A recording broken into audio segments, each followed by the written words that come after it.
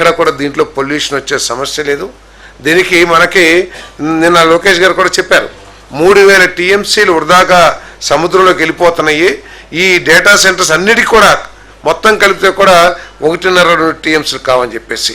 అదేవిధంగా ఇదంతా ఏంటంటే కూలింగ్ కోసం వాడుతున్న తప్పితే ఆ వాడిన వాటర్ ఏదో పొల్యూట్ అయిపోయి ఆ నీళ్ళన్నీ కూడా విశాఖపట్నంలో పడిపోయి పొల్యూషన్. ఎంత అమాయకంగా, ఎంత అసలు ఏమనాలో కూడా నాకు అర్థం కావట్లేదు. అంటే ఒక రాష్ట్రం బాగుపడతా ఉంటే ఇంకా మెరుగు చేయండి అని చెప్తాం పర్లేదు, కానీ భయాందోళన సృష్టించి దానికి ఎట్లా అడ్డుకట్టారు. ఇది వాటర్ ఎందుకు వాడతారు? కూలింగ్ కోసం. కూలింగ్లో ఏమీ ఎక్కడ కూడా పొల్యూషన్ అయ్యే పరిస్థితి లేదు, దాంట్లో ఏం కెమికల్స్ వాడరు. కాబట్టి అన్నిటినీ కూడా మరి ప్రభుత్వం ముందు దృష్టితో చూసే ముందుకెళ్తుందని చెప్పేసి కూడా నేను మనవి చేస్తాను. అంతేకాకుండా ఏదైతే ముఖ్యమంత్రి గారు అనేక సందర్భాల్లో చెప్పారో, ప్రతి కుటుంబం ఒక ఎంటర్‌ప్రెన్యూర్ అని చెప్పేసి, ఎవ్రీ ఫ్యామిలీ వన్ ఎంటర్‌ప్రెన్యూర్ చెప్తారో, సో దీంట్లో కూడా అవకాశాలు చెప్తున్నారు ముఖ్యమంత్రి గారు, అదేవిధంగా ఉప ముఖ్యమంత్రి గారు కూడా.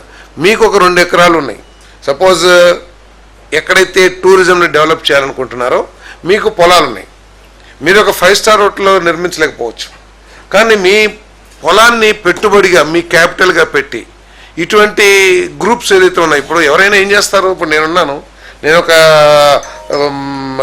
5 స్టార్ హోటల్ కట్టాలనే కోరిక నాకుంది, నా దగ్గర పెట్టుబడి ఒక 10 కోట్లు 20 కోట్లు ఉంది, ఒక నేను టైప్ తీసుకుంటున్నాను ఎవరితో, మ్యారియటో లేకపోతే హిల్టనో లేకపోతే తాజ్తోనో. అదే 3-4 రైతులు కలిపి ఒక 2 ఎకరాలు ఉంది, అందరూ కలిపి ఒక 4-5 ఎకరాలు ఉంటే దాన్నే పెట్టుబడిగా పెట్టుకొని ప్రభుత్వం సహకరిస్తానికి సిద్ధంగా ఉంది. మీకు ఎవరితోనే టైప్ చేయాలంటే సపోజ్ చీరాల, వైజాగ్ లేకపోతే సూర్యలంక ఇటువంటి అమరావతి ఇటువంటి ప్రాంతాల్లో ల్యాండ్ ఉంది, మీ ల్యాండ్ని పెట్టుబడిగా పెట్టుకోండి, మీరు కూడా వ్యవసాయదారుడి నుంచి వ్యాపారవేత్తగా మారటానికి కూడా ఈ ప్రభుత్వం అవకాశాలు కల్పిస్తుందని చెప్పేసి కూడా మరి ఈరోజు మరి ముఖ్యమంత్రి గారు కూడా చర్చలో చెప్పడం జరిగిందని చెప్పేసి కూడా నేను మనవి చేస్తా ఉన్నాను. ఏదైనా కూడా మరి ఈరోజు వచ్చిన పెట్టుబడిలో ప్రీమియర్ ఎనర్జీస్ ప్రైవేట్ లిమిటెడ్, ఇది ఎక్స్పాన్షన్ ప్రాజెక్టు ఆల్రెడీ రాష్ట్రంలో ఉన్నదే. ఎర్లీ బర్డ్ ఇన్సెంటివ్స్ గురించి 3,936.2 కోట్ల పెట్టుబడి, 540 మందికి ఉపాధి లభించే industry. Ingots silicon wafer module తయారీ తిరుపతిలో ఏర్పాటు చేయబోతా ఉంది. అదేవిధంగా premier energies global environment private లిమిటెడ్కి వారు ఏర్పాటు చేస్తున్న ఎస్టాబ్లిష్మెంట్కి roads, power supply, drains, industrial infrastructure development fund నుంచి 1,95 లక్షల ఆర్థిక సాయం. ఇది హౌసింగ్ ప్రాజెక్ట్, అంటే ఇండస్ట్రీస్ ఎక్కడెక్కడైతే వస్తున్నాయో ఆ ఇండస్ట్రీస్లో పనిచేసే కార్మికులకి హౌసింగ్ ఏర్పాటు చేయాలనే ఉద్దేశంతో మరి ఈ ప్రాజెక్ట్ని ఎంకరేజ్ చేస్తడం జరుగుతుందని చెప్పేసి మనం చేస్తాను. దీనికి కేంద్ర ప్రభుత్వం నుంచి కూడా కొన్ని స్కీమ్స్ ఉన్నాయి, ఆర్థిక సహకారం కూడా లభిస్తుంది. సో రాష్ట్ర ప్రభుత్వం నుంచి కూడా కొంత సహకారం, అంటే ఇన్ఫ్రాస్ట్రక్చర్ సంబంధించి చేస్తే ఈ ఇండస్ట్రియల్ వర్కర్స్కి ఒక గృహ వసతి ఏర్పడుతుందని చెప్పేసి మనం చేస్తాం. కంట్రోల్-ఎస్ డేటా సెంటర్స్ లిమిటెడ్, ఈ కంట్రోల్-ఎస్ అనేది ఈ డేటా సెంటర్స్లో అనేక సంవత్సరాల నుంచి ఈ రంగంలో ఉంది. వీళ్ళకి ఇప్పటికే సింగపూర్లో, బాంబేలో, అదేవిధంగా హైదరాబాద్ కూడా కడుతున్నారు, తెలంగాణలో కడుతున్నారు.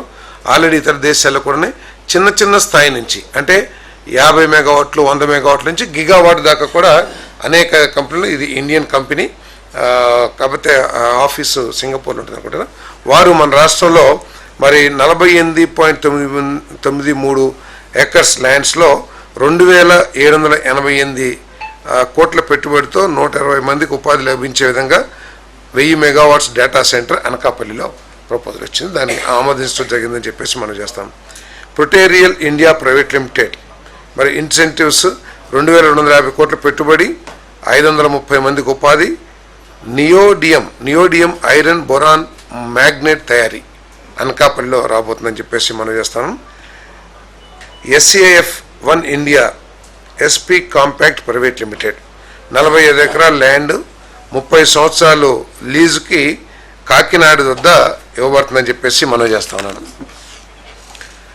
ఇదేంటంటే దీంట్లో ఫారిన్ FDI ఇన్వెస్ట్మెంట్స్ కూడా, ఫారిన్ డిపాజిట్ ఇన్వెస్ట్మెంట్స్ కూడా, ఫారిన్ డైరెక్ట్ ఇన్వెస్ట్మెంట్స్ కూడా వచ్చే అవకాశం ఉంది. ఇప్పుడు మన భారతదేశంలో ఏంటంటే ఇండియన్ గవర్నమెంట్ ఆఫ్ ఇండియా ఏం చేసిందంటే ఈ ఎయిర్ క్రాఫ్ట్ ఫ్యూయల్స్ ఉంటుంది కదా, ఏమంటారు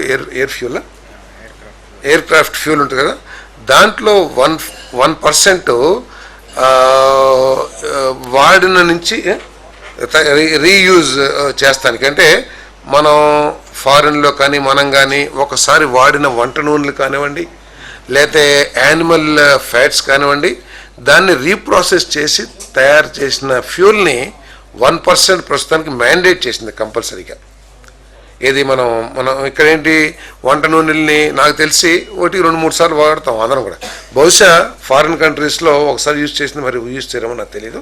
అక్కడ ఎక్కువగా అందుబాటులో ఉంటుందని చెప్పేసి అక్కడి నుంచి ఇంపోర్ట్ చేసుకుని ఇక్కడ కూడా ఇండియాలో కూడా లభించినట్లయితే vegetable oils, cooking oils, animal fats నుంచి రీప్రొడక్షన్ చేసి దాన్ని ఆ ఫ్యూల్ని తయారు చేసే సంస్థ. పెట్టుబడి 1900 కోట్లు, 2500 మందికి ఉపాధి అవకాశాలు లభిస్తాయి. దీనికి మంచి డిమాండ్ ఉంది. First of it's kind. భారతదేశం గవర్నమెంట్ ఆఫ్ ఇండియా అనౌన్స్ చేసిన తర్వాత దాన్ని అందిపుచ్చుకుని మన రాష్ట్రానికి పెట్టుబడి తీసుకురావడం జరిగిందని చెప్పేసి మనం చేస్తాం. ఎన్ఎస్ మ్యాగ్నాటెక్ ప్రైవేట్ లిమిటెడ్ 1250 కోట్ల పెట్టుబడి, 400 మందికి ఉపాధి అవకాశాలు, high performance rare earth permanent magnet తయారీ.